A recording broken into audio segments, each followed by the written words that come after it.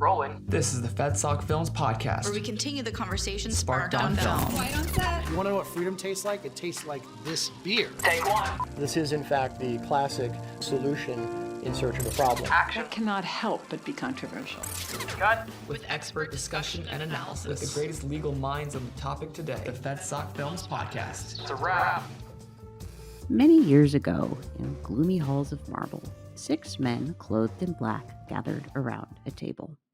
2 sides, the Council of National Resource Defense and the behemoth Chevron, stood opposed before them, quarreling over the elusive stationary source.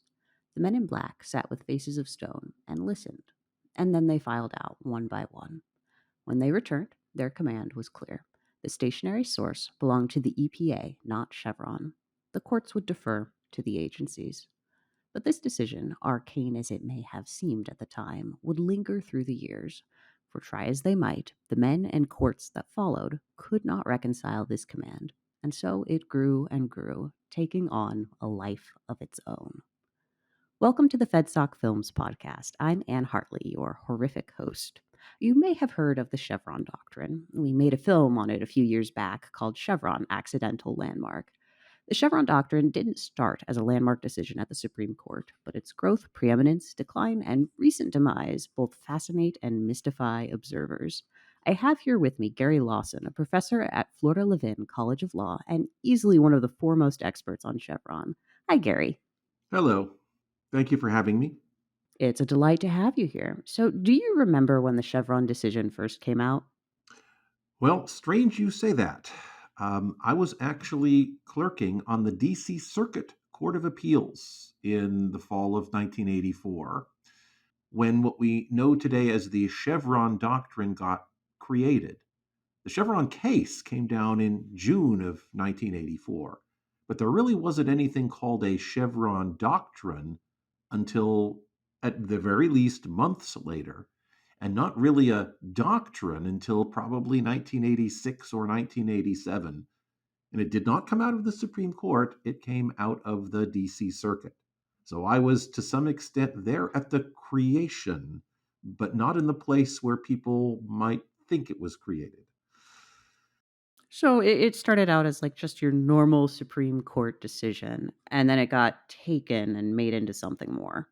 That's exactly right. The Supreme Court and everybody who argued to the Supreme Court did not think that they were deciding any grand questions of statutory interpretation or judicial review. They had a reasonably important administrative law case. They thought the D.C. Circuit had gotten it wrong. Wasn't even presented in the Chevron opinion as a question of statutory interpretation. The last part of the opinion where they say the agency wins was under a subheading of the opinion called policy. So that's what they thought they were deciding. Some lower courts had other ideas. It's really in the fall of 1984, about 3-4 months after the Chevron decision comes down, that a few panels on the D.C. Circuit started treating the Chevron decision as a general transformation of the way they were going to approach agency decisions of law on review. That got battled around in the lower courts for, I would say, roughly 2 years before the dust settled and the lower courts settled on the Chevron doctrine, as we now call it, as their mode of interpretation. The Supreme Court had no idea any of this was happening during those 2 years. And that's what I know we have limited time, but this is like one very important piece of the history that I think people miss, particularly given the political valence of the Chevron doctrine today. When the lower courts started tentatively creating this Chevron doctrine, there was opposition. There was opposition on the D.C. Circuit. There was opposition on other courts of appeals as well. And it did not fall across partisan lines at all. The early Chevron doctrine opinions were written by Pat Wald, right? A justifiable icon of the left for a long time. Her strongest supporter for this new doctrine was Ken Starr, moderate Republican. The two D.C. Circuit judges who were fighting tooth and nail against this were the strange bedfellows of Robert Bork and Harry Edwards. On other circuits, some of the strongest early opponents of Chevron were Alex Kaczynski and Stephen Breyer. So this was not seen as a partisan issue on the courts of appeals. The Academy saw it as a partisan issue. If you go back to the legal scholarship of the late 1980s, a time when there were no prominent conservative academic administrative law scholars. Tom Merrill was in the Department of Justice at that time, not in the Academy. The academic reaction to this emerging Chevron doctrine was almost universally negative, hostile, sometimes even hysterical, because it affected a modest transfer of power from courts to agencies. And who were the agencies in the 1980s? Well, those were Reagan agencies. So the political valence at the time was, oh my God, we can't have this. Fast forward that 30 years and tells you something about the Academy. But anyway, just that background of how the Chevron doctrine came about and what its original reaction was is something that the young'uns of today who did not live through it might not appreciate. Sure. So it sounds like it definitely didn't start out on traditional partisan lines No, and not at all. obviously didn't really shift to that until more recently.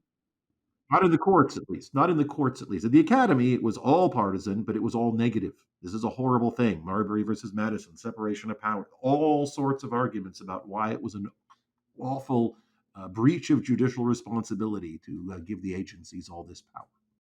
So it was the academics who were opposed to the Chevron doctrine on the basis of separation of powers, and then it was the Reagan administration that supported it.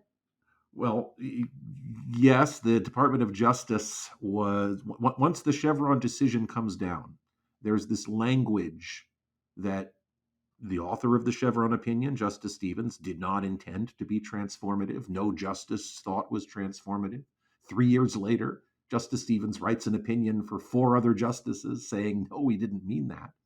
But yeah, the Department of Justice litigators ran with that language, and several panels on the DC Circuit and eventually on other lower courts bought it. But it was probably not until late 1986, early 1987 that you could say that the lower courts had definitively settled on this new Chevron doctrine as their way of reviewing agency legal interpretations. It wasn't like they never gave deference to agencies before that. They did. There were lots of circumstances where they gave deference to administrative interpretations, including whole categories of administrative interpretations, mostly in circumstances where the agency was filling out the meaning of a statute through case-by-case adjudications. You're an employee, you're not an employee, you're an employee, you're not an employee. You do that 50 times and you have a definition of an employee. What the Chevron doctrine did was extend that presumptive deference to all agency legal interpretations, even if you were just staring at the words on the page and the agency says, okay, here's what they mean. That took hold, as I say, over a period of about 2 years, 2.5 years after the 1984 Chevron decision. Gotcha. So as I understand it, Chevron is about judicial review, right? Yes, judicial. Why does that matter? Well, a great many statutes are handled first by federal administrative agencies before the courts ever see them.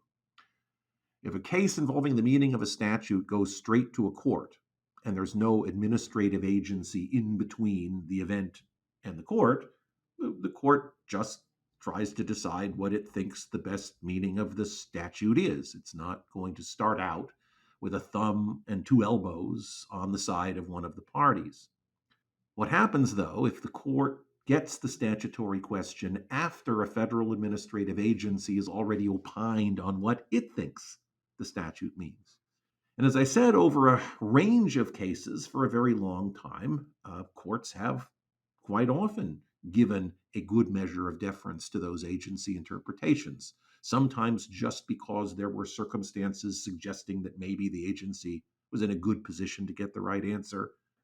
And sometimes, as I said, when the statute was being built out piece by piece over a sequence of decisions over time, tied to the particular facts and circumstances of individual cases. In those circumstances, courts have been giving a good deal of weight to agency interpretations for quite a while. What the Chevron doctrine says, though, is that when a statute comes up, we're not sure what it means, federal agency gives its interpretation, even if it's an interpretation that a law professor could come up with sitting in a room staring at the words on the page. Even in those circumstances, courts are supposed to give a strong presumption, if you will, that the agency interpretation is correct. If the statute is really clear, the agency is wrong, then no, they don't win.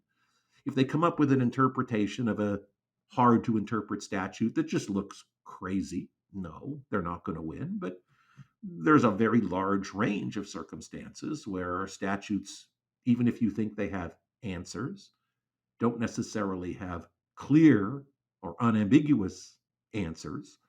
And in those zones, the Chevron doctrine means that the agency is going to win in some set of circumstances where if you just sat down and thought through what's the right answer, the agency might lose. So as I say, it's a modest transfer of interpretative authority from courts to administrative agencies. Gotcha. So if it's a modest transfer, why has the Chevron doctrine cast such a long shadow over administrative law? I'm glad you asked that question because I've puzzled about it for 40 years. As I say, I was sort of a first-hand witness to the whole episode, and I've been involved in administrative law for 40 years. And somebody who searches my entire corpus of scholarship will never find me opining one way or another on whether I think this whole episode was a good thing or a bad thing. Because I've actually never thought that it mattered nearly as much as other people do. If one thinks that it is a good idea for administrative agencies to have a great deal of discretion in figuring out how to adapt vague congressional statutes to the modern world, the Chevron doctrine seems like a fine plan. If you think that agencies are likely to be abusing their authority, seizing on every possible opportunity to expand their power in pursuit of whatever their agenda happens to be at the time, then maybe the Chevron doctrine isn't such a great idea. Although that also depends on your comparative assessment of agencies versus courts. It's not like the courts are always going to be 100% correct in getting the right answer. So it's not that it's irrelevant. It's not that it makes no possible difference in any cases. There are some cases that will come out differently. I've just never thought that it was as large a number of those cases as most people think. Here's my hypothesis, and I phrase it as a hypothesis because I have no definitive proof. This is just my sense from observing this process, sometimes from the inside, mostly from the outside, over 40 years. Go back to 1984. Why is it that lower courts would seize on some isolated language in a Supreme Court opinion that just obviously, if you read it, was not trying to change the law? There's no way to sit down and read the Chevron opinion and think this is designed to be a transformative opinion. Why would they do that? And you can come up with all sorts of answers about considerations of, well, structural constitutionalism and relative competence. And maybe those are the answers, but this is what's always nagged at me.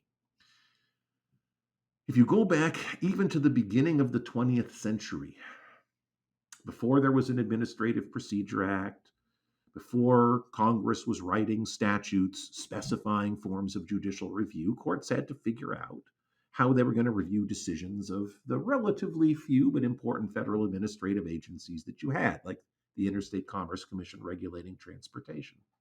And one of the first things that federal courts did was decide that when those agencies found facts, forget the law for a moment, when they found facts The courts were not going to get involved in trying to figure out whether the agency found the facts correctly or not. They were essentially going to treat those agencies basically the way you treat juries, unless it's just obviously stupid on the face of things. They're going to let it go. Now, they did that not because there were statutes instructing them to do that. Those statutes instructing them to do that came later, after the courts had already started doing it. They did it because courts don't want to be bothered with getting down into the nitty-gritty of fact-finding. It's a way of managing your docket. All right, fast forward to 1984. A lot of the statutes that Congress writes are dense, technical, poorly drafted, ambiguous. Trying to slog through those to figure out what's the right answer in any given case is not necessarily a fun or happy enterprise. And those issues come embedded in challenges to agency actions that also involve challenges to their fact-finding and their policy-making and their exercises of discretion. These things are soul-killingly dull. Courts need a way to get these cases off their desk, and deferring to an agency is a good way to do that. It's a lot easier most of the time to figure out whether an agency is unreasonable than to figure out whether the agency is correct. And if that's even partially right, that's even partially the reason why this Chevron doctrine got created in the first place, because it was going to make the job of courts easier in a very, very difficult set of circumstances. It's one of the reasons I don't think the doctrine changes all that much. If that tool is not available, if that vocabulary, that language is not available, there are plenty of other ways courts can figure out to deal with agency decisions other than slogging through and figuring out the right answer. There's an old case from 1944, long before Chevron, that says, yeah, go ahead and give agency interpretations of statutes whatever weight you think they're worth. It looks like the agency thought about it really hard and maybe knows something about it. Sure, give them a measure of weight. That doctrine is still there. Nothing the Supreme Court did in June of 2024 changes that one bit. It's also possible for courts to look at what agencies say about statutes and quite reasonably say, well, yeah, it looks like they're interpreting a statute, but that's not really what they're doing. To take the Chevron case itself, right? The words in the statute say you need a certain regulatory regime for stationary sources of pollution. If something is a stationary source, you can't increase the amount of pollution that comes out of it under a whole range of circumstances. Well, okay, what's a stationary source? Is a stationary source a factory that's got 5 smokestacks? Well, in one sense, of course, it's a stationary source. It's a source and it's stationary. The factory isn't going to get up and walk away. But each of the smokestacks, are they stationary sources? Sure, they're stationary. They're not walking away, and they're also sources. You can stare at that statute as long as you want, and it won't tell you whether stationary source means just the smokestack or whether it means the 5 smokestacks located within a few feet of each other. The statute isn't going to tell you that. So it looks like the agency's interpreting a statute, but it's not really interpreting a statute. It's making a policy judgment about how to handle its pollution permitting regime, right? And there's a whole different method for judges to review agency policy determinations that do involve a non-trivial amount of deference to the agency. So one other way to do what I think courts are going to want to do, and that's get rid of these cases, is recharacterize, not necessarily wrongly, things that come up that are now presented, or at least have been up till now presented as questions about the interpretation of a statute. Well, they're not really interpreting the statute. It's not the words of the statute that we're trying to give content to. The agency made a policy call, and we have to evaluate the merits of its policy call. So there's lots of room for courts to do essentially what the Chevron doctrine did over a range of cases. Could there be some where none of those tools will work? Sure. So could abolishing the Chevron doctrine change the outcome in a number of cases? Sure. I just don't think it's going to be nearly as big an impact as a lot of other people in this business do. So with Loper-Bright killing off the Chevron doctrine, that it sounds like the lower courts are just going to kind of continue on their course. We won't know that for another 5 years until we have enough cases to create the database to make that judgment. I know there are other people in the administrative law world who I've talked to who think I'm wrong, who think it will make a huge difference. I'm not sure what the empirical test of those competing hypotheses would even look like. Just reporting my sense of what it is that generated these deference doctrines in the first place. I don't think it was deep jurisprudence. I think it was docket management. And if that's true, there are other ways to manage a docket than citing the Chevron case 18,000 times over the last 40 years. But I could be wrong. I could be wrong about that. We'll have to check back with you in 2029. I think that's correct. I think that's right. We'll know in 5 years. Let me throw one other thing out there before I forget it. To some extent, the Chevron doctrine has been maybe, I think, more controversial than its effect maybe warrants, because it's become something of a stand-in for larger questions about the administrative state. If you look at the political valence of it over the last decade, most of the criticisms of the Chevron doctrine have come from critics of the administrative state, and the defenses of the Chevron doctrine, almost the exact opposite of what you saw 35 years ago in the mid to late 1980s, have come from supporters of it. I think that there have been a number of movements in other areas of doctrine having nothing to do with the Chevron doctrine, where there are some things that would not have been considered serious elements of doctrine 50 years ago that are now considered serious today. And I think the Chevron debate is getting some of the spillover effects, perhaps, from some of those other doctrines. People really want to argue about whether or not there should be a vigorous subdelegation doctrine limiting the amount of power Congress is able to give to administrative agencies. And Chevron becomes something of a proxy for that battle. Just throwing that out there. Well noted. It's not Chevron. It's everything around it. Possibly. All right. Well, it's been a pleasure chatting with you today, Gary. No, thank you. Thank you, folks. Thank you for giving a legal academic the opportunity to spout things.